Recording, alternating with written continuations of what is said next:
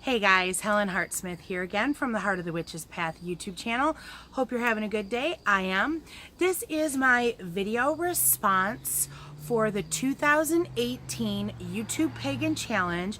I decided, since I'm late filming this, that I'm going to put I and J together. So we're going to be talking about two different items in this video. So let's go ahead and start with I, shall we? So immediately when I think of I think of incense. As a witch, I burn incense just about every day. I make offerings at my main altar pretty much every day of the week to various spirits. And so it was a natural thing for me to think of that. And so I've gathered up some of the different types of incense that I use, and I thought I would share with you some of my favorites. So let's talk about, first of all, let's talk about containers, because I have a new incense burner slash holder, what have you, that I purchased. I don't know how long it's been, but it's relatively new, and I really am enjoying it. I've had lots of different incense holders in the past, and what I'm using right now it encompasses most of the different ways the incense, the different forms that it comes in.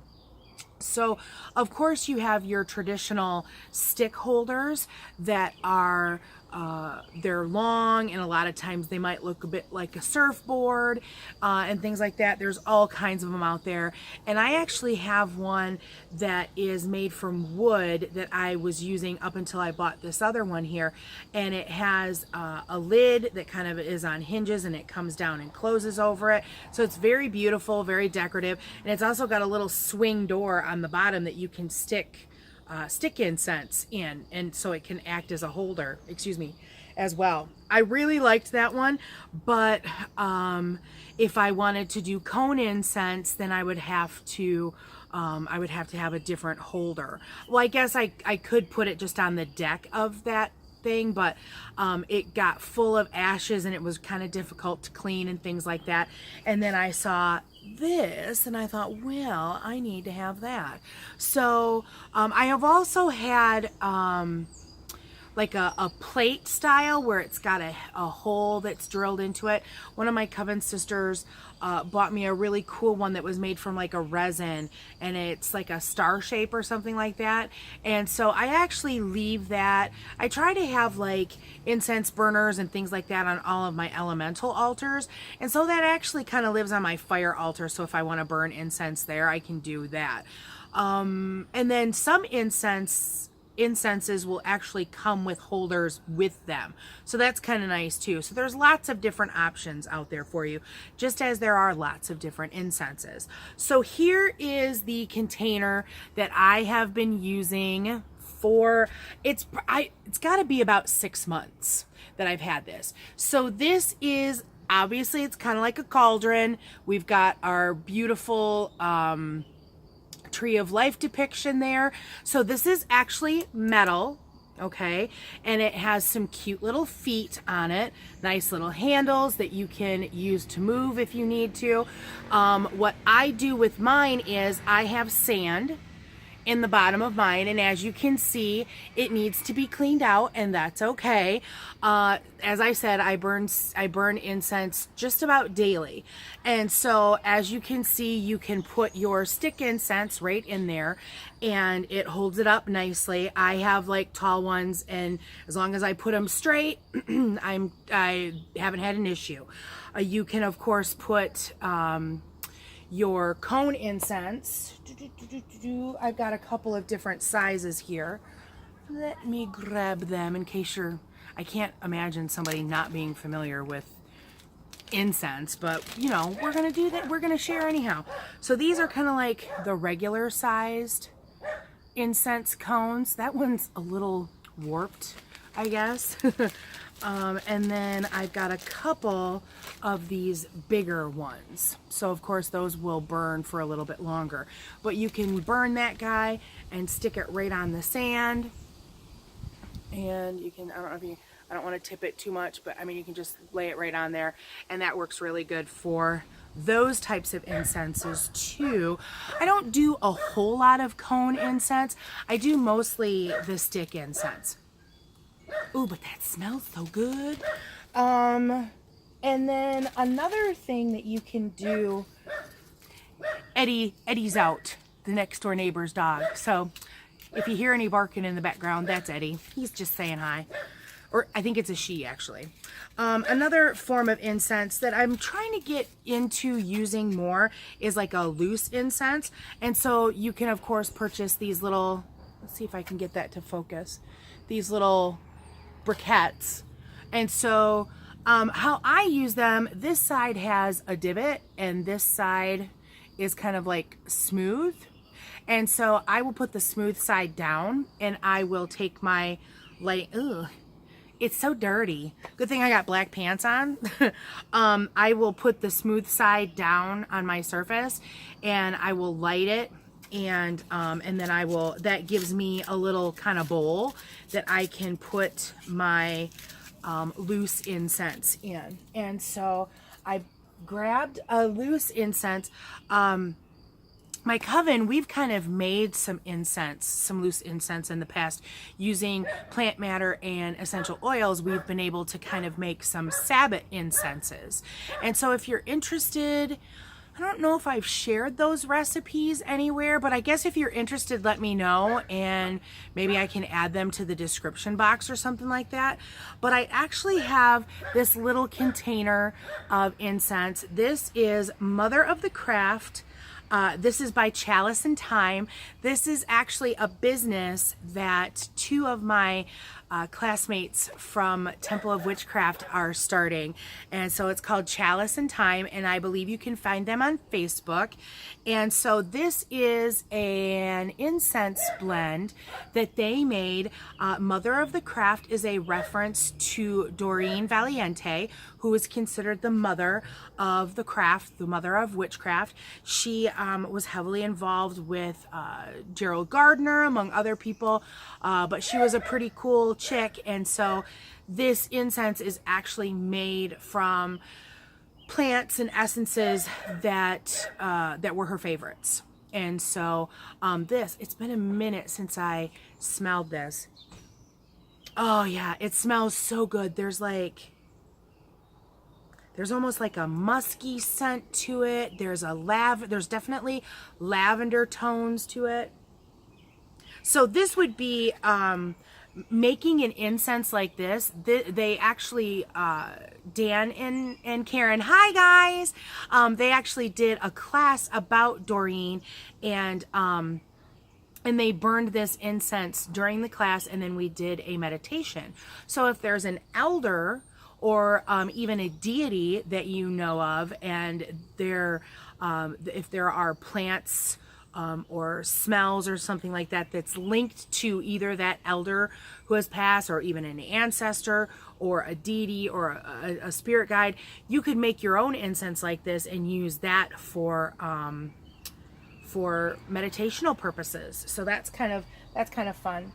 I grabbed a few of my favorite stick incenses, and so of course there's the stick varieties that have, I believe they use bamboo. So a traditional incense you're gonna see is gonna be something along this line. Let's see, so you'll see on this end how it's like thick, and then there's bamboo that kind of sticks out this other end here, so that part doesn't burn.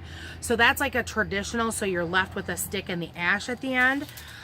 So I have this dragon's blood and this myrrh that I have picked up at Walmart. I've talked about these in a couple of different videos. These are some great incense, and there's 40 sticks in a box for like $1 at Walmart. So if you're low on incense or need some incense, they don't have a huge variety, but dragon's blood, myrrh, frankincense, there's a dark cherry that I'm not into, but I think there's a nag champa, and I think there's a patchouli.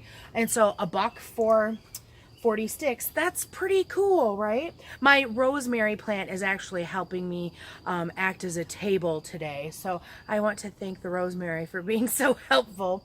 Another favorite of mine are these smaller incenses that come from the company Morningstar, and these come in tons of scents. So what I've got here is sandalwood and myrrh, and these guys, they're like a stickless incense, I guess is what I'm gonna call it.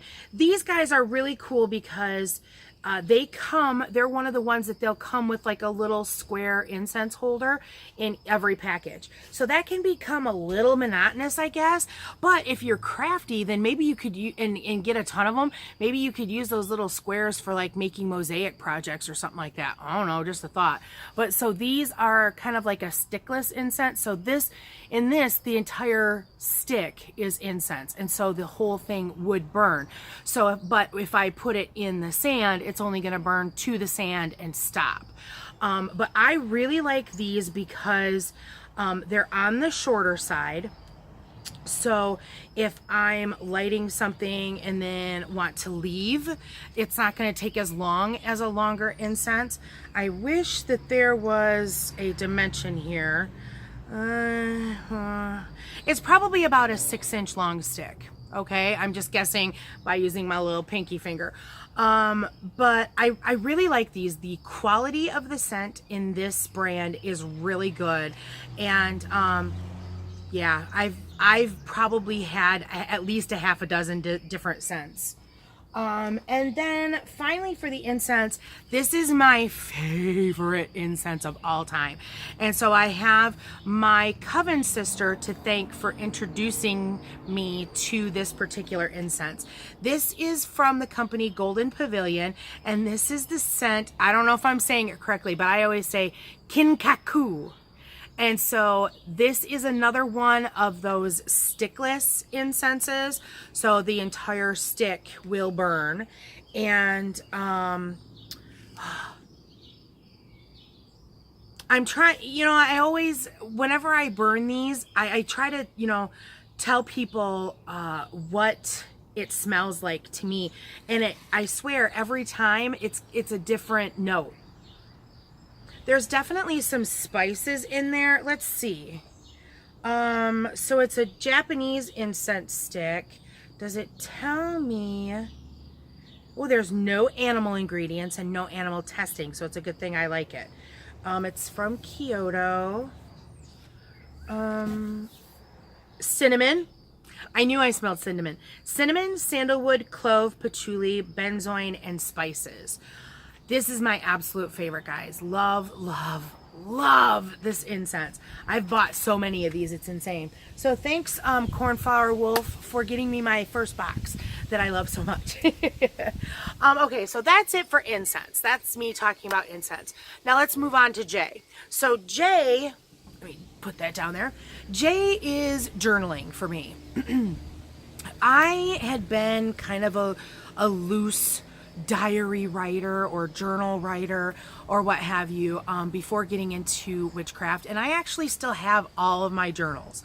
Everything that I've ever written in, I've got all the books. They're in my my bedroom, in my sacred space, and it's kind of fun to go flip through something and just see what was 16-year-old Helen thinking about on this date or what have you. And then, of course, when I got into the temple classes, journaling is a requirement. And so, journaling is important to me. I'm still not a daily journaler. I try. It doesn't always happen, but that's okay. I teach, I implore the same assignment, if you will, to my students. I say, journal. I'm not going to grade you. It's not going to happen every day, but it's important to get thoughts down. And there's tons of different types of journals that you can do. You know, some people might have like a journal that they write everything in. Some people might have like dream journals that you keep in your, you know, near your bed. So when you wake up and you remember a dream, you can write down what details you remember. That's definitely a journal.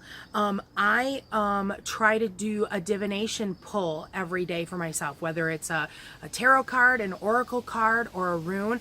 I try to do a pull every day, and I like to write that in a journal so that if I see a trend in something, you know, or if I think there's a trend in something, I can go back and look at some past days and see, oh, I've drawn this same card 3 times this month, or, you know, had similar themes for a week, and things like that. It's interesting to watch those trends in your divination. And I think that helps with your psychic development too, to kind of see what you've pulled and things like that. What other kinds of journals are there? There's dream journals. Oh, spell journals. You could have, you know, a book where you write out your spells and then keep track of how they're doing. Have they come to fruition? What kind of success did you have? What kind of failures did you have? If you're using a spell twice, and say you were out of jasmine flowers, you used jasmine flowers the first time and you substituted it for maybe yarrow or something, were the differences, or were the effects different? Did you see different results? That I think is really important. And you could keep, like I said, you could keep separate journals for all those types of things, or you could just keep it in one, you know, one set of journals or what have you, just like all together. It's kind of up to you. I think that some people might even consider your book of shadows or your book of light or your grimoire, that's a journal of some kind, because maybe that's where you keep your spell work, notes, things like that. I grabbed a few of the empty journals that I have just to kind of show there's a ton of different styles out there, and depending on like what your writing style is like, you might like a different kind of journal. I know that like some folks, like my coven sister, she writes super stinking small, and so she might like a journal, you know, this is like, I don't know, maybe 1/4 of an inch thick, and it's lined, and it's kind of bound together. So she might something like that.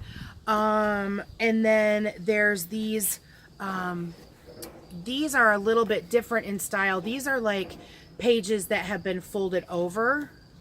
And so there's a seam that runs down the middle of it. So this one isn't really bound so much as its pages folded over.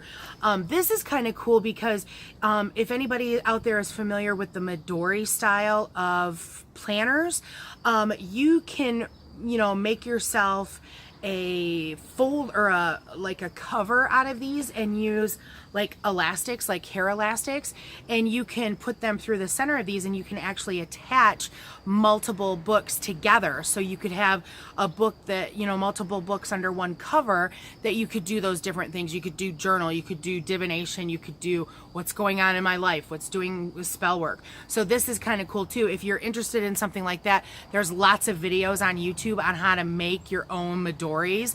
It's really interesting. I considered that for when I was looking last time at making or revamping my book of light. So that's kind of interesting. And then there's this kind of style that has there's like spiral in there, and then it's covered, so you can actually open this up and it will lay flat. Now for me, that is a must. It's gotta lay flat. The only thing that I really don't like about this one is that a must for me is I want to be able to open it all the way, and see, I can't do that.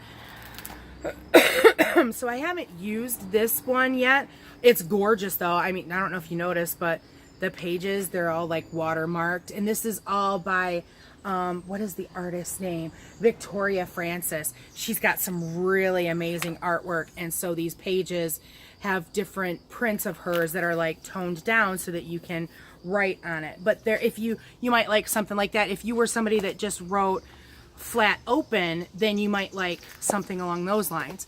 Now my favorite style is something along these lines.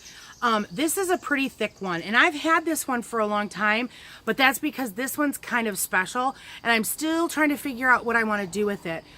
This one has a elastic band that it seems like it's shot already. That's kind of too bad. But this is, again, spiral, so you're going to get that effect where it comes open and stays open.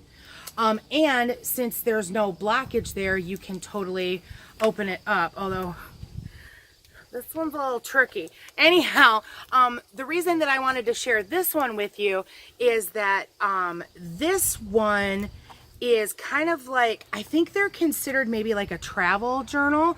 So this one actually has a section of lined pages with a little box there, so you could definitely put your date up there. We've got a pocket here and there, so you can tuck things in.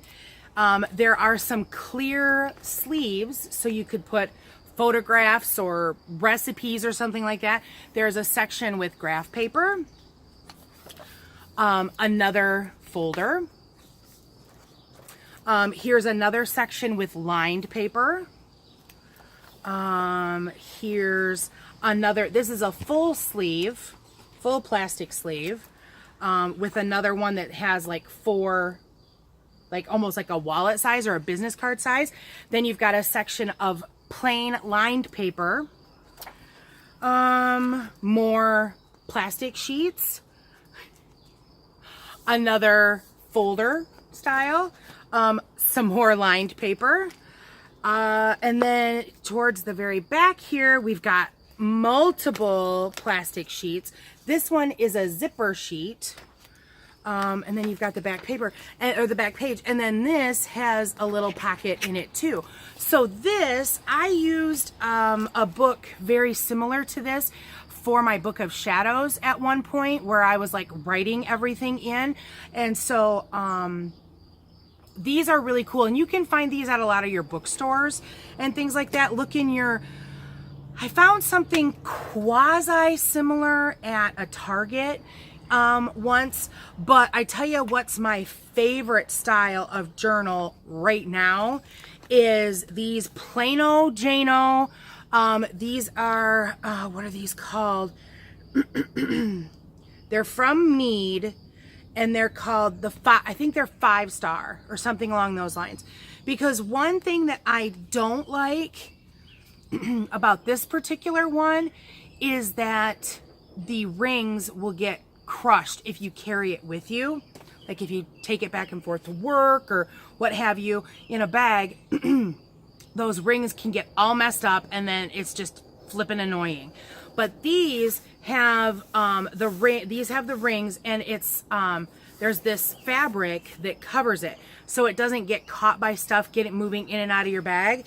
And I love the durable plastic cover so it doesn't get ripped, because of course you can go buy a regular notebook or composition book too. Those are always an option too. But another thing that I really like about these is that in the last few years, they've got these pockets that they fit themselves into the spiral. And so I've had a couple of these, so I now have 4 of them in one book. And so you've got a clear plastic folder on each side. Okay, and so what and they've got tabs too, so if I wanted to, I could write on them. But what I end up doing is I put papers in here that I want to keep with me. Like for instance, I have lists of like the stones and the herbs and the essential oils that I have on hand. So if I'm shopping, then I have a list of what I have, and it's organized so it's not falling all over the place. This is some rune information. I keep the paper that you see every time I do my master spell with the correspondences. I keep that in here, so it's just kind of nice. And then once I fill a notebook, I can take those I can take those pockets out of one and put it into the next one. So that's kind of nice. So this is the kind of journal that I'm really liking right now. They're really durable and I can really beat the crap out of it. So there you go. There is my video response for the 2018 YouTube Pagan Challenge for the letters I and J. So if you like this video or learned something from it, please give it a thumbs up. And if you haven't done so already, please hit the subscribe button. Love to have you come back here to the channel, and checking out what's going on here. What kind of incense do you like? Do you journal? What kind of journals do you use? Give me some feedback in the comments section below. Or if you'd like to email me, you can always do so at heartofthewitchespath@yahoo.com. I ask if you are interested to follow me on Instagram too, and that handle there is Heart of the Witch's Path. So that's going to be it for this video. Thanks for watching, and thanks for walking the path for a little while with me. Until next time, blessed be.